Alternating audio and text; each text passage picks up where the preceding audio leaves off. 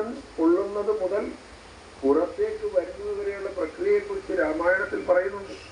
അതിനെയാണ് രാമായണത്തിലെ ജനിതക ശാസ്ത്രം എന്ന് പറയുന്നത്. ഒരമ്മ ഒരു കുഞ്ഞിനെ സ്വീകരിക്കുമ്പോൾ പിതാവ് ബീജാവാപം ചെയ്യും.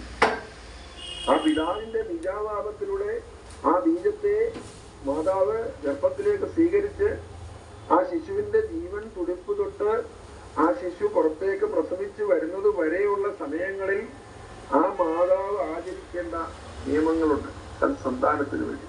ആ മാതാവ് കഴിക്കുന്ന ആഹാരം, ആ ആഹാരത്തിലൂടെ, കാണുന്നതിലൂടെ, കേൾക്കുന്നതിലൂടെ, ചിന്തയിലൂടെ ഒക്കെ തന്നെ ആ മാതാവ് ആർജിക്കുന്ന സംസ്കാരം ഈ സന്താനത്തിലേക്ക് പകരുകയാണ്.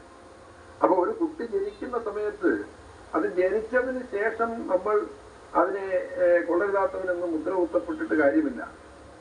ആ മാതാപിതാക്കൾ എന്താണോ അനുഷ്ഠിച്ചിരുന്നത് ആ സന്താനോത്പാദന സമയത്ത്, പ്രജോത്പാദന സമയത്ത് ആ മാതാപിതാക്കൾ എന്താണോ മനസ്സിൽ ഉദ്ദേശിച്ചിരുന്നത്, അല്ലെങ്കിൽ അവരുടെ സംസ്കാരം എന്തായിരുന്നു, അത് തന്നെയായിരിക്കും സന്താനങ്ങളിലേക്കും പകരുന്നത്.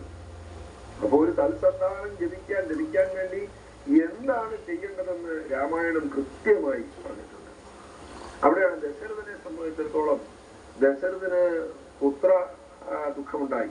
വിവാഹം കഴിച്ചിട്ടും സന്താനം ജനിച്ചില്ല. അങ്ങനെ വന്നപ്പോൾ ഗുരുവുണ്ട്. ആ ഗുരു നിർദ്ദേശപ്രകാരം, വസിഷ്ഠന്റെ നിർദ്ദേശപ്രകാരം തന്നെ അവിടെ യാഗാദി കർമ്മങ്ങൾ നടക്കുകയാണ്. എന്ത്? പുത്രകാമേഷ്ടി എന്ന് പറയുന്ന ഒരു യാഗം ഉണ്ടായിരുന്നു. അപ്പോൾ ചോദിക്കാറുണ്ട്, പുത്രകാമേഷ്ടി യാഗം ചെയ്താൽ പുത്രൻ ഉണ്ടാകും എന്നിവിടെ തെളിയിക്കപ്പെട്ടിട്ടുണ്ട്. ആധുനിക കാലഘട്ടത്തിൽ പോലും അതിരാത്രം എന്ന് പറയുന്ന യജ്ഞം നടത്തിയ സമയത്ത് മഴ പെയ്യാതിരുന്നിടത്ത് മഴ പെയ്തിട്ടുണ്ട്. കാര്യം തന്ത്രശാസ്ത്രം എന്ന് പറയുന്നത് ഈ പ്രകൃതി പൂജയാണ്. ഈ ശരീരത്തെ പറയുന്നത്, ഇത് പിണ്ടാണ്ടം എന്നാണ് പറയുന്നത്. ഈ ശരീരത്തെ, മനുഷ്യൻ സ്വീകരിച്ചിരിക്കുന്ന ഈ ശരീരത്തെ പറയുന്നത് പിണ്ടാണ്ടം എന്നാണ്. ഈ പ്രകൃതിയെ പറയുന്നത് ബ്രഹ്മാണ്ടം എന്നാണ്. അപ്പൊ ഈ ബ്രഹ്മാണ്ടവും ഈ പിണ്ടാണ്ടവും തമ്മിൽ വളരെ റിലേറ്റഡാണ്, ബന്ധമാണ്. ഇപ്പൊ നമ്മുടെ കയ്യിൽ കൊണ്ടുനടക്കുന്ന ഒരു ഫോൺ, ആ ഫോൺ എയർടെല്ലിന്റെയോ BSNLന്റെയോ ഏതിന്റെയോ ആയിക്കോട്ടെ, അതിനതിന്റെ ടവറുമായുള്ള ബന്ധം പോലെ തന്നെ ഈ പ്രകൃതിയുമായി, ബാഹ്യപ്രകൃതിയുമായി ഈ മനുഷ്യപ്രകൃതിക്ക് ബന്ധവും. അപ്പൊ ഇവിടെ ഈ പ്രകൃതിയെ പൂജിക്കുന്ന സമയത്ത് പ്രകൃതിയുടെ ഇതായിരിക്കുന്ന ആത്യന്തികമായ രഹസ്യമായ കലവറകളിലൂടെയാണ് കടന്നു പോകുന്നത്. തന്ത്രശാസ്ത്രം, യോഗശാസ്ത്രം, ഇതൊക്കെ. അങ്ങനെ ഗുരുനിർദ്ദേശപ്രകാരം ആചാര്യനെ വരിച്ച്, ഗുരുവിനെ വരിച്ച് ആ വസിഷ്ഠന്റെ നിർദ്ദേശപ്രകാരം പുത്രകാമേഷ്ടി യാഗം നടത്തുകയും ആ പുത്രകാമേഷ്ടി യാഗത്തിൽ നിന്ന് കിട്ടിയ വിസ് അത് കൊണ്ടുവന്ന് ഈ 3 പത്നിമാർക്കും കൊടുക്കുകയും ആ പത്നിമാരിൽ സന്താനം ജനിക്കുകയും ചെയ്തു. കൗസല്യയിലും സുമിത്രയിലും കൈകേയിലും ഒക്കെ സന്താനങ്ങൾ, ശ്രീരാമനും ലക്ഷ്മണനും ഭരതനും ശത്രുഘ്നും ഒക്കെ ജന്മമുണ്ട്. ആ ജന്മം കൊണ്ടു കഴിഞ്ഞാൽ അവിടെയാണ് ഷോഡശ സംസ്കാരത്തിന്റെ പ്രാധാന്യത്തെ കുറിച്ചുകൂടെ പറയുന്നത്. എന്താണ് ഷോഡശ സംസ്കാരം? 16 കൂട്ടം സംസ്കാരങ്ങളിലൂടെയാണ് ഒരു സനാതന ധർമ്മിയായിരിക്കുന്നത്. അതാരുമായിക്കോട്ടെ, ഇവിടെ ഈ ലോകത്ത് ആകമാനം സനാതന ധർമ്മി എന്ന് മാത്രമേ പറഞ്ഞിട്ടുള്ളൂ. മറ്റ് ഇതര മതങ്ങൾക്കെല്ലാം സ്ഥാപകന്മാരുണ്ട്. ആ ഇതര മതങ്ങളെല്ലാം എന്നാണ് സ്ഥാപിച്ചതെന്ന് ഉണ്ട്. അത് അതിൻ്റെയൊക്കെ പ്രവാചകന്മാർ പറഞ്ഞിട്ടുള്ള അഭിപ്രായങ്ങളെ ക്രോഡീകരിച്ച് ഗ്രന്ഥങ്ങളുമുണ്ട്. എന്നാൽ ഹിന്ദു മതം എന്ന് പറയുന്ന ഒരു മതം ആരും സ്ഥാപിച്ചിട്ടില്ല. പകരം സനാതന ധർമ്മമാണ് ഇവിടെ ഉണ്ടായിരുന്നത്. സനാതന ധർമ്മം എന്ന് പറഞ്ഞാൽ ലോകത്തെ ഏറ്റവും ഉദാത്തമായ ഒരു ധർമ്മം, ലോകത്തെ ഏറ്റവും ഉദാത്തമായ ഒരു സംസ്കാരം ഉണ്ടെങ്കിൽ അത് സനാതന ധർമ്മമാണ്. ആ സനാതന ധർമ്മത്തിൽ ഒരു മനുഷ്യന്റെ ജനനം മുതൽ മരണം വരെയുള്ള സംസ്കാരത്തെയാണ് ഷോഡശ സംസ്കാരം അല്ലെങ്കിൽ 16 കൂട്ടം ആചാരങ്ങളെ കുറിച്ച് പറയുന്നത്. ഒരു ശിശു ജനിച്ചു കഴിഞ്ഞാൽ പിന്നെ നാമകരണമാണ്. ആ നാമകരണം എന്ന് പറയുന്ന സമയത്ത് ഇവിടെ ആചാര്യൻ വന്നു. നമ്മൾ നോക്കുക, എത്രയോ മനോഹരമായി, എത്രയോ അർത്ഥവത്തായി, എത്രയോ ചൈതന്യവത്തായിട്ടാണ് ആ പേരുകൾ പോലും നിർദ്ദേശിക്കുന്നത്.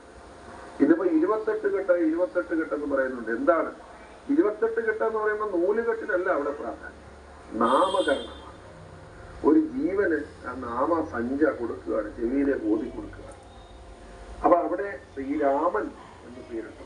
നോക്കൂ, എത്ര ഉദാത്തമായിരിക്കുന്ന നാമം. ശ്രീരാമൻ, ലക്ഷ്മണൻ, ഭരതൻ, ശത്രുഘ്നൻ, ഈ 4 പേർക്കും നാമകരണം ചെയ്തു. ആ സന്താനങ്ങൾ വളർന്ന് അവരുടേതായിരിക്കുന്ന ആ ബാല്യം, കൗമാരം, വേദാരംഭം, വിദ്യാരംഭം ഒക്കെ കുറിച്ച് അവര് അയോധന വിദ്യകളൊക്കെ പഠിച്ചുകൊണ്ടിരിക്കുന്ന സന്ദർഭത്തിലാണ് അടുത്ത ഒരു കാര്യം വരുന്നത്. അവിടെ വിശ്വാമിത്ര ഗുരുവിന്റെ ആ ഋഷിയുടെ ആഗമനം ദശരഥന്റെ സന്നിധിയിലേക്ക്. അത് ആ ഭാഗം വളരെ മനോഹരമായ രീതിയിൽ ഈ രാമായണത്തിൽ വരച്ചു കാട്ടുന്നു. വിശ്വാമിത്രൻ എന്ന് പറയുന്ന ഋഷിയിലൂടെയാണ് ശ്രീരാമ ലക്ഷ്മണന്മാര് ലോകത്തിന് ഉതകുന്ന തരത്തിലുള്ള അസുരന്മാരെ നിഗ്രഹിക്കുന്നതിനുള്ള അവരുടെ കർത്തവ്യ കർമ്മത്തിലേക്ക് കടക്കുന്നത് ശരിക്കും വിശ്വാമിത്രനിലൂടെയാണ്. അപ്പൊ എന്തിനും ഒരു പ്രേരണ ഉണ്ടാകും. ഏത് കർത്തവ്യത്തിനും നമുക്ക് ഒരു പ്രേരണ ഉണ്ടാകും, നമ്മളേക്കൊരു പ്രേരണ ഉണ്ടാകും. ആത്മപ്രചോദനത്തിനാണെങ്കിലും പ്രേരണ ഉണ്ടാവണം. ആ പ്രേരണ എവിടെ നിന്നാണ് ഉണ്ടാവേണ്ടത്? അതുണ്ടാവേണ്ടത് ഗുരുവിൽ നിന്നാണ്. ഗുരു എന്ന വാക്കിന്റെ മറ്റൊരർത്ഥം എന്തെന്ന് വെച്ചാൽ നേരായ ദിശയിലേക്ക്, നേരാം വഴി കാട്ടും ഗുരുവല്ലോ പരദൈവം. നേരായ ദിശയിലേക്ക്, യഥാർത്ഥമായിരിക്കുന്ന ആ ലക്ഷ്യത്തിലേക്ക് നമ്മളെ നയിക്കുന്നതാണ് ഗുരു. അതൊരു അന്തർപ്രചോദനമാണ്, അതൊരു ആത്മീയ പ്രചോദനമാണ്. ഇവിടെ വിശ്വാമിത്രൻ ശ്രീരാമ ലക്ഷ്മണന്മാരുടെ കർത്തവ്യ കർമ്മങ്ങൾ ഭൂമിയിലേക്ക് ചെയ്യിപ്പിക്കുന്നതിന് വേണ്ടി ഒരു നിമിത്തമായിട്ടാണ് ദശരഥ സന്നിധിയിലേക്ക് വരുന്നത്. എന്തിനാണ് ദശരഥ സന്നിധിയിലേക്ക് വരുന്നതെന്ന് ചോദിച്ചാൽ, ഈ വിശ്വാമിത്ര മഹർഷി വാവുതോറും യാഗകർമ്മങ്ങൾ, യജ്ഞകർമ്മങ്ങൾ